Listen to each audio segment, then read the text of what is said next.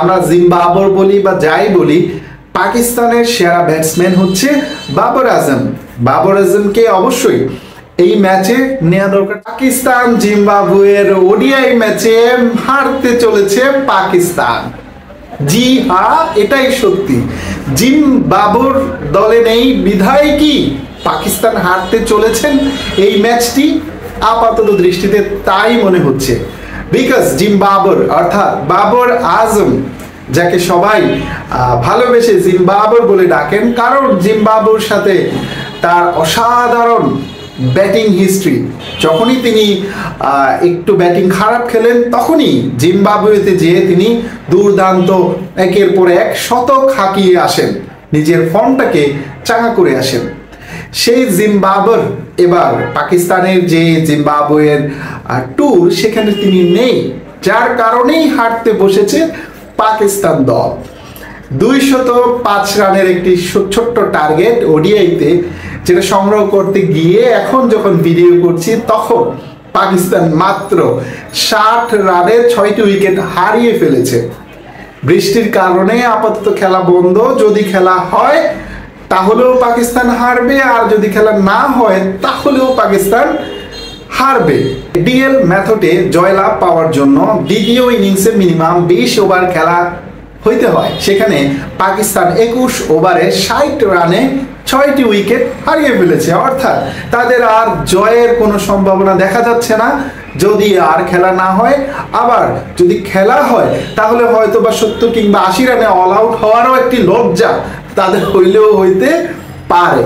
তবে আমরা জিম্বাবুর বলি বা যাই বলি, পাকিস্তানের সেরা ব্যাটসম্যান হচ্ছে বাবর আজম।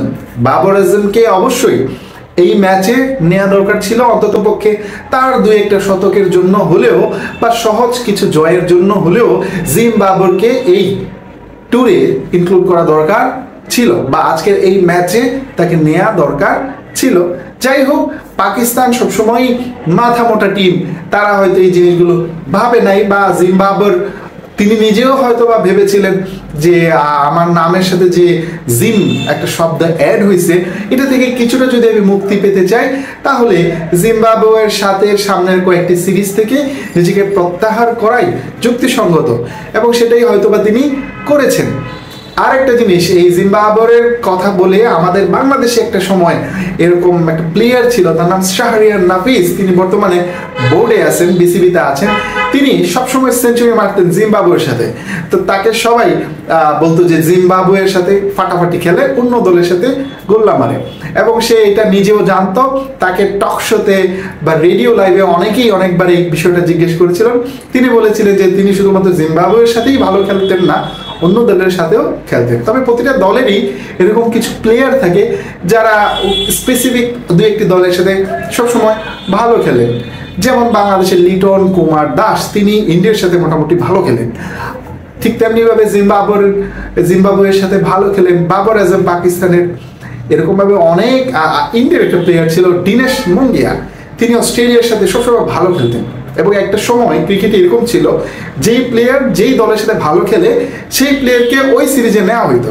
তবে বর্তমান মডার্ন যেই ক্রিকেট, সেখানে আর এই জিনিসগুলোকে বিবেচনা করা হয় না। যারা ফর্মে থাকেন তাদেরকেই আসলে নিয়ে সিরিজ খেলতে চলে যায় দলগুলো।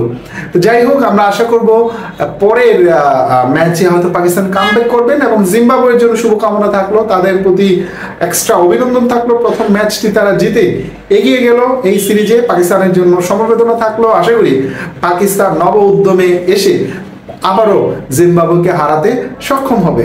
ধন্যবাদ সবাইকে, টাটা।